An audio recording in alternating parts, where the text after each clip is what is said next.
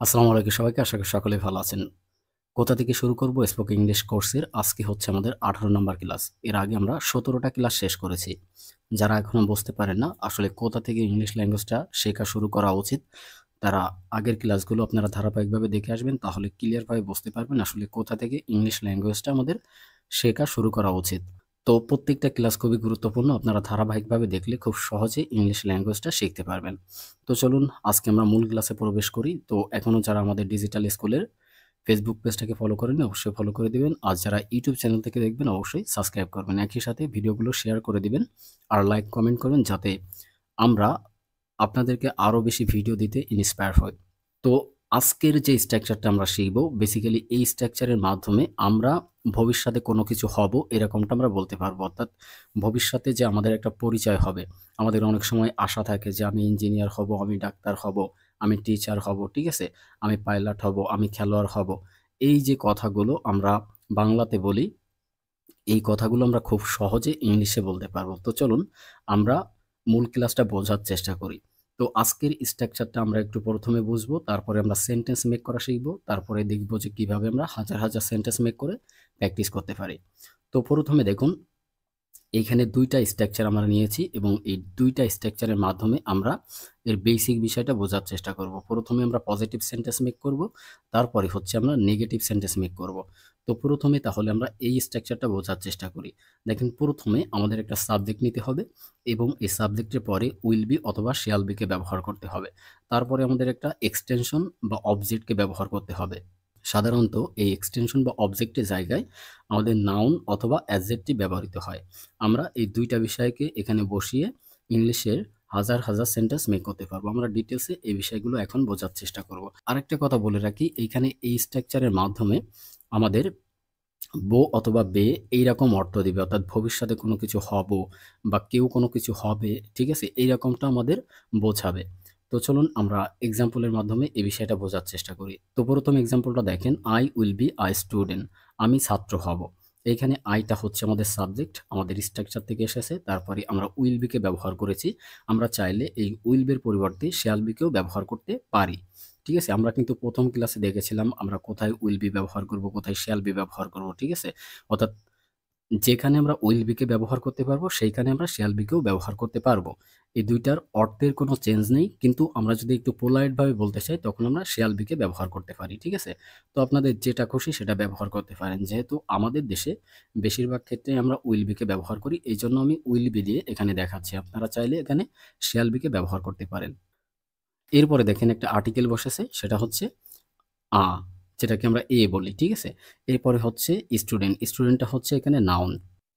তো আমি প্রথমেই বলেছিলাম এক্সটেনশনের জায়গায় আমাদের নাউন অথবা অ্যাডজেক্টিভ বসে। তো আপনারা চাইলে এই নাউনের পরিবর্তে এখানে অ্যাডজেক্টিভও বসাতে পারেন। যেমন আমি যদি বলি যে আমি ভদ্র হব, তখন আমি বলতে পারি আই উইল বি পোলাইট। এই যে পোলাইট শব্দটা অ্যাডজেক্টিভ, অর্থাৎ যেটার মাধ্যমে আমরা কারোর দোষ গুণ বোঝাই সেটাই হচ্ছে আমাদের অ্যাডজেক্টিভ। যেমন আমি ভালো ছেলে, আমি বুদ্ধিমান ছেলে, ঠিক আছে? সে খারাপ ছেলে। এই যে খারাপ, ভালো, এইগুলো হচ্ছে অ্যাডজেক্টিভ। তো যখন আমরা অ্যাডজেক্টিভ বসাবো এই জায়গাতে, তখন আমাদের আর্টিকেলটা বসবে না। এই আর্টিকেল এবং নাউনের জায়গায় শুধুমাত্র আমাদের অ্যাডজেক্টিভকে বসিয়ে আমরা প্র্যাকটিস করতে পারবো। তাহলে আমরা বুঝতে পারলাম যে কিভাবে এই সেন্টেন্সটা আমরা মেক করব। এখন চলুন আমরা পুরো প্যাটার্নটা শেখার চেষ্টা করি। কারণ আমাদের এখানে শুধুমাত্র প্র্যাকটিস করতে হবে। আমরা যদি প্র্যাকটিস করি তাহলে কিন্তু খুব সহজে ইমপ্রুভ করতে পারবো। আমি এখানে দেখেন যতগুলো সেন্টেন্স নিয়েছি, প্রত্যেকটাই আলাদা, আলাদা সাবজেক্ট ব্যবহার করে এখানে মেক করেছি। আপনাদের শুধুমাত্র কাজ হবে প্র্যাকটিস করা। তো আমরা বাকি সেন্টেন্সগুলো একইভাবে দেখার চেষ্টা করি। দেখেন, উই উইল বি স্টুডেন্টস। আমরা ছাত্র হব। You will be a student. তুমি ছাত্র হবে। You will be students. তোমরা ছাত্র হবে। They will be students. তারা ছাত্র হবে। My friends will be students. আমার বন্ধুরা ছাত্র হবে। My friend will be a student. আমার বন্ধু ছাত্র হবে। He will be a student. সে ছাত্র হবে। She will be a student. সে ছাত্রী হবে। যে আমি বললাম যে আমি একজন প্লেয়ার হব, তাহলে এটার ইংলিশ হবে I will be a player. আমি একজন খেলোয়াড় হব। It will be a student. ইহা ছাত্র হবে। কবির will be a student. Kabir ছাত্র হবে।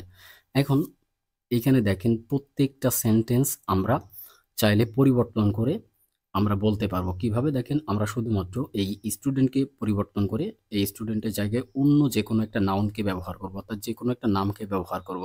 যেমন টিচার হতে পারে, ডাক্তার হতে পারে, ঠিক আছে, তারপরে ইঞ্জিনিয়ার হতে পারে, ড্রাইভার হতে পারে, ঠিক আছে, তারপরে প্লেয়ার হতে পারে। তো আমরা ধরুন এইখানে স্টুডেন্টের পরিবর্তে আমরা প্লেয়ারকে বসালাম, উই উইল বি প্লেয়ার্স, আমরা খেলোয়াড় হব। এইভাবে করে প্রত্যেকটা সেন্টেন্স দিয়ে আপনারা প্র্যাকটিস করে ফেলবেন। এখন আপনাদের মনে কোশ্চেন থাকতে পারে, ভাইয়া এখানে শুধুমাত্র স্টুডেন্ট বসেছে আর এখানে স্টুডেন্টের সাথে কেন এজ বসেছে, তাই না? এই কোশ্চেনটা কিন্তু আমাদের থাকতে পারে। তো 14 নম্বর ক্লাসটা আপনারা একটু দেখে নেবেন, তাহলে এই বিষয়টা একেবারে ক্লিয়ার হয়ে যাবেন যে কেন এখানে এজ বসেছে। তারপরে আমি ছোট করে বলে দিই, যদি আমাদের সাবজেক্টটা প্লুরাল হয়, অর্থাৎ এই যে সাবজেক্টটা উই, উই এখানে একটা প্লুরাল সাবজেক্ট, যার কারণে আমাদের এখানে এই নাউনটাও প্লুরাল হবে। এই জন্য আমরা এই স্টুডেন্টকে প্লুরাল করার জন্য এখানে এসকে বসিয়েছি। তো কিভাবে নাউনকে প্লুরাল করতে হয় এই বিষয়টা আপনারা যদি বিস্তারিত জানতে চান, তাহলে আপনাদের একটু নাম্বার অ্যান্ড পার্সনের অধ্যায়টা ভালোভাবে পড়তে হবে। অর্থাৎ এই ছোট্ট গ্রামারটা আপনাদের জানতে হবে, তাহলে ক্লিয়ারভাবে বুঝতে পারবেন। আরেকটা বিষয় এখানে ক্লিয়ার করি, সেটা হচ্ছে এখানে আর্টিকেল বসেছে, কিন্তু আমি বলেছি যে আমরা যখন অ্যাডজেক্টিভ ব্যবহার করব তখন এখানে কোনো আর্টিকেল বসবে না, ঠিক আছে? অর্থাৎ যখন আমরা বলবো যে আমি পোলাইট, অর্থাৎ আমি ভদ্র, এই পোলাইট শব্দটা হচ্ছে অ্যাডজেক্টিভ। তো অ্যাডজেক্টিভের আগে কখনো আর্টিকেল বসে না, শুধুমাত্র নাউনের আগে আর্টিকেল বসে, ঠিক আছে? আর্টিকেল কোনগুলো আমরা সকলেই জানি, এ অ্যান্ড দি হচ্ছে আর্টিকেল। এই ৩টা আর্টিকেল কীভাবে ব্যবহৃত হয় এটা আপনাদের একটু গ্রামার বই থেকে জেনে নিতে হবে। আর্টিকেলের চ্যাপ্টারটা পড়লে আপনারা বুঝতে পারবেন। তো আশা করি বুঝতে পেরেছেন। তো তাহলে আমরা এখানে বুঝতে পারলাম যে স্ট্রাকচার ব্যবহার করে কিভাবে আমরা হাজার হাজার সেন্টেন্স গঠন করতে পারবো এবং কিভাবে প্র্যাকটিস করব। তো আপনারা এই স্ট্রাকচারের প্রত্যেকটা সেন্টেন্স এখানে প্র্যাকটিস করবেন, নিজে নিজে আরও সেন্টেন্স মেক করার ট্রাই করবেন, তাহলে দেখবেন যে আপনারা অনেক সেন্টেন্স মেক করতে পারবেন। এখন আমরা এই স্ট্রাকচারটা দেখার চেষ্টা করি। দেখেন এই স্ট্রাকচারের মাধ্যমে আমি কোনো কিছু হব না এরকম ধরনের যত কথা আছে সেগুলো আমরা বলতে পারবো। তো প্রথমে আমরা এই স্ট্রাকচারটা বোঝার চেষ্টা করি, এরপরে কিভাবে সেন্টেন্স মেক করতে হয় সেটা আমরা শিখব। দেখেন প্রথমে আমাদের একটা সাবজেক্ট নিতে হবে এবং সাবজেক্টের পরে উইল অথবা শেয়ালকে ব্যবহার করতে হবে, তারপরে একটা নটকে ব্যবহার করতে হবে, তারপরে হচ্ছে আমরা বিকে ব্যবহার করব, তারপরে এক্সটেনশন বা অবজেক্টকে ব্যবহার করব।